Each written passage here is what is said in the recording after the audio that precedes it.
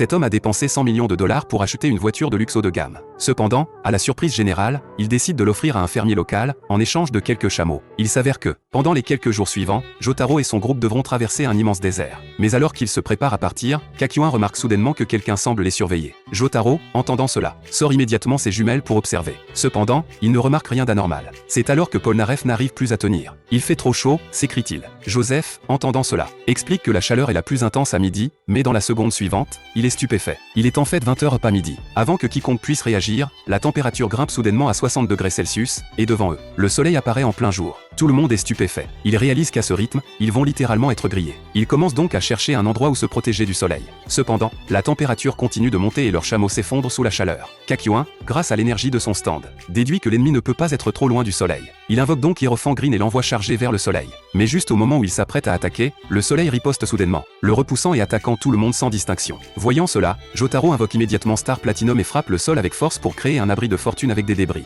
Mais cela ne diminue pas vraiment la chaleur. Joseph, quant à lui, tente de localiser l'ennemi avec ses jumelles, mais avant qu'il ne puisse les utiliser, elles sont instantanément brisées. C'est à ce moment-là que Kakyuin éclate de rire. Joseph, surpris, lui dit immédiatement d'arrêter. Mais à sa grande surprise, Jotaro commence aussi à rire, suivi de Polnareff. Joseph se dit qu'ils ont tous perdu la tête. Il attrape alors Jotaro, tentant de le réveiller. Mais juste à ce moment, Kakyuin saisit l'épaule de Joseph et pointe un tas de pierres à côté. Joseph, n'y comprenant rien, regarde Kakyuin pointer ensuite un autre tas de pierres et explique, ces deux pierres sont exactement identiques. Mais leurs formes sont inversées. Même leurs ombres sont opposées. Cela signifie que l'une de ces pierres cache l'emplacement de l'ennemi. À ce moment, Jotaro s'avance, invoque Star Platinum, saisit une pierre et la lance avec force sur l'un des tas de pierres. Instantanément, l'endroit où la pierre frappe se brise comme du verre, et le décor autour d'eux redevient celui de la nuit. Joseph s'approche et réalise que ce qu'il voyait était en fait un miroir, et dans ce miroir, ils aperçoivent enfin l'ennemi qu'ils cherchaient.